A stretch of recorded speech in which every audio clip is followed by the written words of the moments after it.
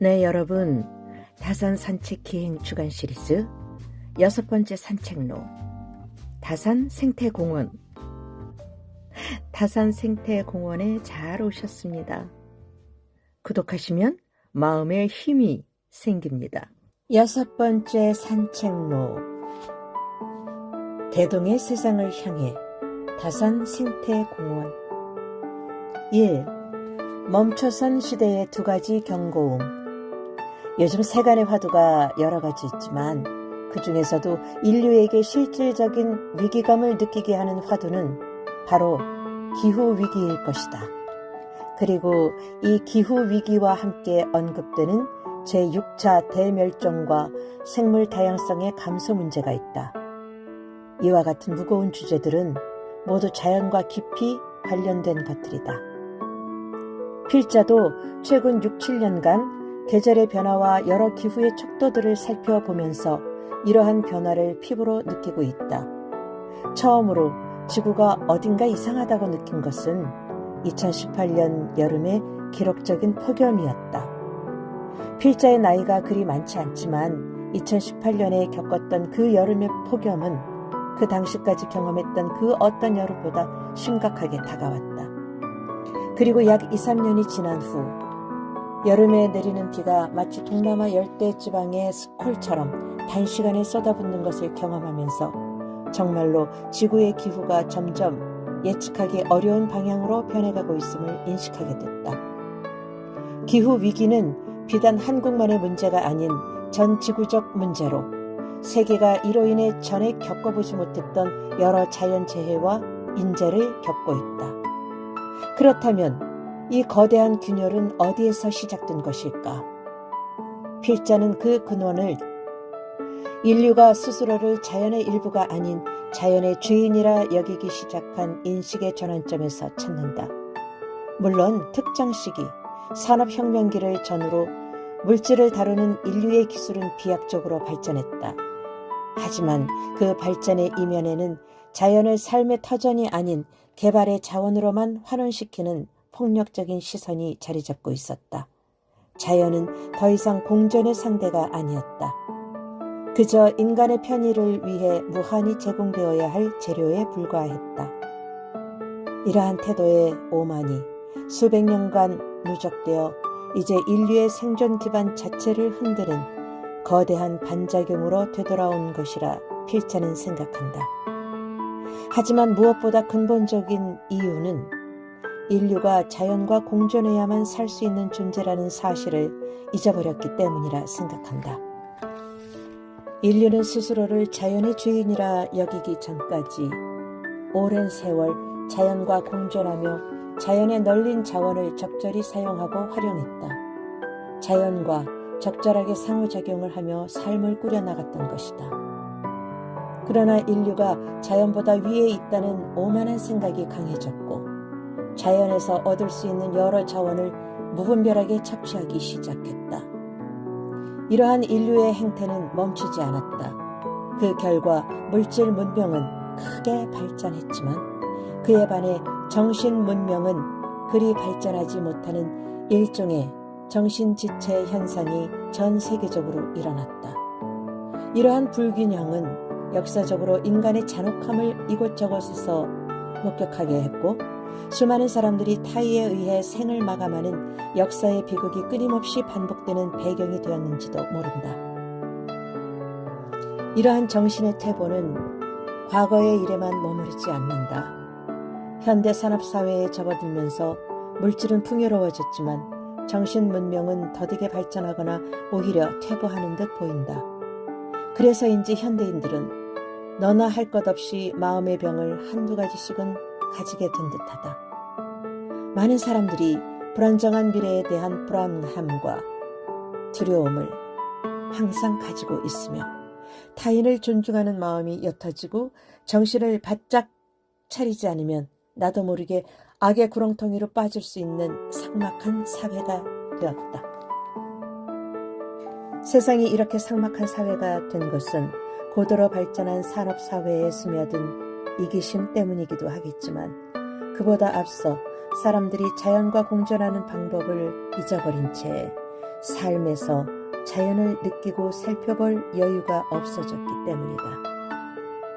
세상을 사람답게 살기 위해서 우리는 뒤를 돌아볼 여유도 없이 그저 앞만 보며 달려야 했기에 자연을 느끼고 자연을 통해 마음을 다스릴 여유 자체가 없었다. 그러면서 스스로를 성찰할 여유조차 사라졌다. 인류가 자연과 공존하기를 포기한 그 순간부터 어쩌면 인류는 스스로 멸망의 길로 들어서기 시작했는지도 모른다. 우리 앞에 닥친 기후 위기를 극복하고 동시에 우리 내면의 이 삭막함을 이겨내며 인류의 역사를 꾸준히 이어가기 위해서는 인류가 다시 자연과 공존할 수 있는 길을 찾아야 할 것이다. 2. 다산 생태공원, 멈춤을 위한 공간. 앞서 언급한 우리 시대의 두 가지 위기, 즉 외부의 기후 위기와 내면의 삭막함은 결국 자연과의 단절과 쉼없는 질주라는 태도에서 비롯된다. 세상을 사람답게 살기 위해서 우리는 뒤를 돌아볼 여유도 없이 그저 앞만 보며 달려야 했고, 그 과정에서 자연을 느끼고 자연을 통해 마음을 다스릴 여유 자체가 없었다. 그러면서 스스로를 돌아볼 겨를조차 사라졌다. 이러한 질주를 멈추게 하는 힘은 어디에 있는가? 그 해답을 찾기 위해 필자는 다산 생태공원을 찾는다. 이곳은 그저 아름답게 꾸며진 하나의 공원이 아니다. 이곳은 한 시대의 아픔을 온몸으로 감내하며 자신의 학문과 사상을 완성시킨 인물의 자취가 된 곳이며 그가 거닐었을 강변을 마주한 공간이다. 우리가 다산 생태공원에서 발견해야 할 것은 어쩌면 화려한 조경이나 잘 닦인 산책로 그 자체가 아닐 것이다. 이 공간이 우리에게 권하는 것은 바로 멈춤이다. 다산 생태공원은 그 존재 자체로 우리에게 멈춤의 미학을 말하고 있다. 현대의 삶은 우리에게 끊임없이 움직일 것을 요구한다. 더 빨리, 더 많이, 더 효율적으로 나아가라고 재촉한다. 이러한 흐름에 익숙해진 우리는 멈추는 것을 일종의 도태나 낙오로 여기게 되었다. 하지만 멈추지 않으면 결코 볼 수 없는 것들이 있다. 쉼없이 달리는 동안 우리는 주변의 풍경을 인식하지 못한다. 그저 목표만을 향해 시야가 좁아질 뿐이다. 이곳 생태공원은 우리에게 의도적으로 느린 걸음을 요구한다. 강을 따라 이어진 길을 걷다 보면 우리의 발걸음은 자연스레 느려진다. 그리고 발걸음이 느려지는 그 순간 비로소 보이지 않던 것들이 보이기 시작한다. 계절의 변화에 따라 색을 바꾸는 나뭇잎들, 묵묵히 흐르는 강물의 움직임, 그리고 그 강물 위를 떠다니는 작은 새들의 모습이 눈에 들어온다. 이것은 자연을 느낄 여유를 되찾는 첫 번째 단계이다. 멈춤을 아무것도 하지 않는 무의의 상태로 오인하면 안 된다. 우리는 멈춤을 지금까지의 관성적인 질주에서 벗어나 지금 내가 딛고 선 자리를 인식하고 주변을 돌아보는 능동적인 행위로 이해할 필요가 있다. 다산 선생 역시 유배에서 돌아와 이곳, 그가 여의당이라 이름 붙인 집 근처에서 수많은 시간을 보냈다. 그가 이곳에서 강물을 바라보며 보낸 시간들은 좌절과 울분으로 점철된 지난 세월을 그저 흘려보내는 시간이 아니었을 것이다. 그것은 격렬했던 삶의 속도를 늦추고 자연의 속도에 자신을 맞추며 자신의 내면을 깊이 들여다보는 멈춤의 시간이었을 터이다. 그러므로 이 다산 생태공원은 우리에게 하나의 질문을 던지는 공간이다. 그대는 지금 어디를 향해 그토록 바쁘게 달려가고 있는가? 이 질문 앞에서 우리는 잠시 걸음을 멈추고 우리의 삶을 지탱하는 것이 과연 그 빠름에만 있는지 되묻게 된다. 이 멈춤의 공간에서 우리는 비로소 다음 장에서 이야기할 흐름의 지혜를 받아들일 준비를 하게 된다. 멈춰 서서야 비로소 강물이 어떻게 흐르는지 볼 수 있기 때문이다. 3. 흐르는 강물에서 배운다. 상선약수와 성찰. 앞서 우리는 멈춤을 이야기했다. 그런데 여기서 멈춰선들 과연 무엇이 보인다는 말인가? 다산 생태공원에서 멈춘 시선은 자연이 묵묵히 흐르는 강으로 향한다. 다산이 유배형이 풀린 후 이곳 고향으로 내려와 때때로 현재의 팔당호를 이루는 저 강물을 바라보며 마음의 평안함을 찾고 스스로에게 새로운 기운을 품었으리라 짐작하는 것은 어렵지 않다. 그가 저 흐르는 강물에서 본 것은 무엇일까? 필자는 그것이 노자에서 말하는 상선약수의 도와 깊이 맞닿아 있다고 생각한다. 지극히 좋은 것은 물과 같다. 물은 만물을 이롭게 하면서도 다투지 않는다. 언제나 모든 이가 싫어하는 낮은 곳으로 임한다. 그렇기에 도에 가깝다고 했다. 물은 자신의 형태를 고집하지 않는다. 네모난 그릇에 담기면 네모가 되고 둥근 그릇에 담기면 둥그러진다. 거대한 바위를 만나면 싸우는 대신 돌아가고 깊은 골을 만나면 그곳을 다 채우고서야 비로소 다시 흐른다. 혹독한 유배의 시간을 견뎌낸 다산에게 이 물의 덕목은 남다르게 다가왔을 것이다. 세상의 모든 모욕과 좌절을 견디며 가장 낮은 곳까지 내려갔던 자신의 삶을 어쩌면 저 물의 흐름에 빗대어 보았을지도 모른다. 자연의 속도는 우리가 생각하는 것보다 상당히 느리다. 우리의 기준으로 생각하면 앞으로 향해 달리기만 하던 내가 잠시 멈춰야 비로소 다산과 같이 흐르는 강물을 바라보며 마음의 평안을 찾고 삶을 살아나갈 새로운 기운을 품을 수 있다. 자연의 한자, 자연을 풀이해보면 스스로 그러하다라는 뜻이다. 세상의 이치를 거스리지 않으며 순리대로 일생을 풀어간다는 의미가 담겨있다. 자연의 운영체계를 자세히 살펴보면 공존과 상생을 위해 생물별로 일정한 순환의 주기가 존재한다. 그래서 자연은 각 생물의 순환체계가 서로 공존하며 거대한 생태계를 이룬다.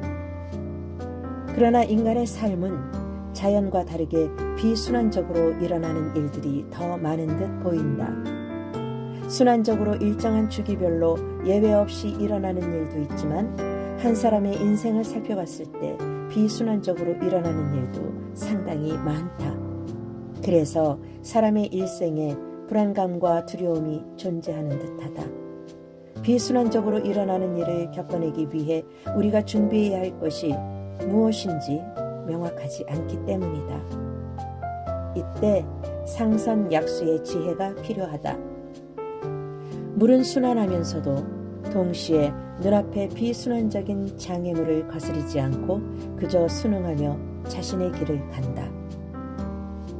노자의 상선약수에 담긴 덕목과 자연에 담긴 뜻을 엮어서 생각했을 때 이는 불가에서 말하는 욕망에 대한 집착을 버리는 것과 연결되기도 한다. 그래서일까? 사람은 강물과 같은 흐르는 것을 바라보며 잠시 멈추었을 때 스스로를 괴롭히던 많은 번뇌가 사라지고 평온해짐을 느낄 수 있는 것이라 생각한다. 다산도 이를 일찍부터 알고 있지 않았을까? 그가 생을 마감할 때까지 기거했던 여유당과 한강이 멀지 않은 것은 어쩌면 흐르는 강물을 바라보며 자신을 닫고 마음을 평온하게 만들기 위함이 아니었을까. 이는 개인의 삶을 다스리는 내면의 공부였다. 4. 물을 다스린다는 것. 치수와 공동체의 철학. 우리는 다산이 강물을 보며 내면을 닦는 공부, 즉 상선약수의 지혜를 살펴보았다. 물은 순리에 순응하며 스스로를 낮추는 겸손의 스승이었다. 하지만 평생토록 백성의 삶을 자신의 학문적 과제로 삼았던 경세가 다산에게 물은 그저 개인적 성찰의 대상에만 머무를 수 없었을 것이다. 그가 마주한 물은 한가로운 완성의 대상에만 국한되지 않았으며 그것에 대하여 백성의 구체적인 삶을 지탱하거나 혹은 파괴하는 거대한 힘, 그 자체였다. 여기서 우리는 물을 바라보는 또 다른 시선, 즉 다스림의 철학으로서의 치수와 마주하게 된다. 전 근대 왕조 사회에서 통치자의 능력을 가늠하는 첫 번째 척도는 바로 이 치수의 능력이었다. 물을 다스리는 일, 농경이 국가기관 산업의 전부나 다름없던 사회에서 물의 관리는 백성의 생존과 직결된 문제였다. 하늘에서 내리는 비와 강이 범람하는 주기를 제대로 예측하고 대비하지 못하면 한 해의 농사는 물론이고 백성들의 목숨까지 위태로워졌다. 치수 능력이 떨어져 가뭄이나 홍수에 적절히 대처하지 못하고 국가 경제와 백성들의 삶을 어렵게 하는 왕은 그 권위를 의심받았다. 물을 다스린다는 것은 곧 통치의 근본 행위였다. 괜히 정치라는 말에 다스릴 치자가 쓰인 것이 아니다. 이 치자를 자세히 들여다보면 그 안에는 물수변이 자리하고 있다. 이는 동양의 통치 철학에서 정치란 본래 물을 다스리는 일에서 시작되었음을 상징적으로 보여준다. 물길을 바로잡아 백성을 굶주리게 하지 않고 홍수로부터 백성을 안전하게 지키는 것이야말로 통치의 시작과 끝이었던 셈이다. 여러 나라의 고대 전설이나 신화 속 영웅들이 거대한 홍수를 다스리고 백성을 구원하는 모습으로 등장하는 것도 이러한 중요성과 무관하지 않다. 다산 정약용은 이 치수에 대해 평생을 고찰한 인물이다. 그는 유배지에서도 그리고 유배가 풀려 돌아온 이곳에서도 저 도도히 흐르는 강물을 바라보며 개인의 마음을 다스리는 상선약수의 도를 생각하는 동시에 공동체 전체의 삶을 지탱할 치수의 방도를 함께 고민했을 것이다. 물은 지극히 선하고 부드럽지만 동시에 가장 무섭고 파괴적인 힘을 지닌 존재이기도 하다. 적절한 비는 만물을 키우는 젖줄이지만 그 비가 부족하면 그 모든 것을 말려 죽이는 가뭄이 된다. 넉넉히 흐르는 강은 풍요의 근원이지만 그 강이 둑을 넘으면 모든 것을 휩쓸어가는 재앙이 된다. 개인의 성찰 대상이었던 고요한 물이 이제는 공동체의 생존을 위협하는 거대한 힘으로 그 얼굴을 바꾼다. 다산은 이 물의 두 얼굴을 모두 직시했다. 그가 생각한 치수는 서양의 근대 공학처럼 둑을 높이 쌓고 물길을 억지로 비트는 자연을 정복하는 방식이 아니었다. 그것은 물의 성질을 깊이 이해하고 지형의 이치를 따르며 물이 가진 힘을 거스르기보다 그 힘을 이롭게 활용하는 방식에 가까웠다. 다산에게 물은 다스려야 할 대상인 동시에 그 다스림의 방법을 가르쳐주는 스승이기도 했다. 이렇듯 다산 생태공원에서 마주하는 저 강물은 내면의 평온을 주는 상선약수의 도를 보여주지만 한 공동체에게는 생존을 좌우하는 치수라는 이중적인 과제를 동시에 던져준다. 다산의 위대함은 그가 이 강물 앞에서 개인적 수양과 공적 책무라는 두 가지 시선을 단 하나도 놓치지 않았다는 데 있을 것이다. 5. 다산이 발견한 자연의 원리, 공존과 상생. 공동체 모두의 생존을 좌우하는 치수의 일로 물을 바라본 다산은 이 중대한 치수의 해법을 어디에서 찾았는가? 그는 그 답을 인간의 기술로 자연을 억누르는 데서 찾지 않았다. 오히려 물이 스스로 그러하게 흐르는 원리, 즉 자연의 운영 방식 그 자체에서 구했다. 다산의 저서들 가운데 치수의 원리를 자연의 체계 안에서 깊이 있게 설명한 것이 있다. 바로 대동수경이다. 대동수경은 다산이 저술한 우리나라 하천에 대한 지리서다. 이는 물길의 흐름과 경로만을 건조하게 그린 도면이 아니다. 그 물이 어디에서 발원하여 어떤 지형을 만나고 주변의 흙과 나무, 못 생명과는 어떤 관계를 맺으며 바다로 향하는지를 꼼꼼히 살핀 살아있는 물에 대한 생태적 통찰을 담은 저서이다. 또한 목민심서의 천택조 같은 부분에서도 물을 대하는 그의 깊은 사유가 드러난다. 다산은 이 책들에서 치수의 토대는 인간의 의지를 관찰하는 것이 아니라 자연의 공생체계를 겸허히 따르는 데 있음을 말하고 있다. 그가 오랜 관찰을 통해 파악한 자연은 힘의 정복이나 일방적인 지배로 유주되는 것이 아니었다. 그것은 오히려 자연이 본래 추구하는 느림과 일정 주기에 따른 순환 안에서 각자의 자리를 지키며 서로 기대어 살아가는 거대한 균형의 체계였다. 여기서 주목해야 할 부분은 바로 이 자연의 공생체계이다. 자연은 서로가 다른 생물의 영역을 함부로 침범하지 않으면서 서로에게 도움이 되는 상생의 방향으로 관계를 맺으며 거대한 질서를 구축했다. 숲 안의 나무는 홀로 서 있는 듯 보이지만 그 뿌리로는 물을 머금어 땅의 무너짐을 막아주고 홍수를 늦춰준다. 그 물은 다시 땅을 적시며 수많은 작은 생명을 키워낸다. 어느 것 하나 홀로 존재하지 않고 모든 것이 그물망처럼 연결되어 서로를 살린다. 다산이 파악한 치수의 핵심은 이 상생의 원리를 거스르지 않는 것이었다. 물길을 억지로 틀어막고 높은 둑을 쌓아 물의 힘을 억누르는 것은 당장은 효과가 있어 보일지 몰라도 언젠가는 그 억눌린 힘에 의해 더 큰 재앙을 맞게 됨을 그는 알았다. 물은 지극히 유연하지만 또한 거대한 힘을 가졌기 때문이다. 따라서 물을 다스리는 길은 물과 맞서는 것이 될 수 없었다. 물이 안전하게 흐를 수 있는 길을 열어주고 물이 잠시 머물러 갈 숨을 터주는 것이었다. 앞서 언급한 상산약수가 스스로를 닦는 수양의 지혜였다면 공존과 상생은 공동체 모두의 안녕을 위한 실천적 지혜로 확장되는 개념이다. 다산의 삶에 대한 태도를 잘 생각해보면 이 공존과 상생으로 결부되는 부분이 많다. 무엇보다 그가 평생을 바친 실학이 태생적으로 품고 있는 철학과 삶에 대한 태도에 공존과 상생은 빠지지 않는다. 그리고 다산이 일생 동안 추구했던 뜻과 철학을 곰곰이 살펴보면 그것이 자연을 대하는 태도이든 사람을 대하는 태도이든 그 근본에는 함께 살아가야 한다는 원리가 깔려있다. 하지만 전근대 사회에서 어렴풋하게나마 이루어지던 자연과 사람의 공존 그리고 사람들 간의 상생이 산업사회에 접어들면서 점점 그 모습을 감추었다.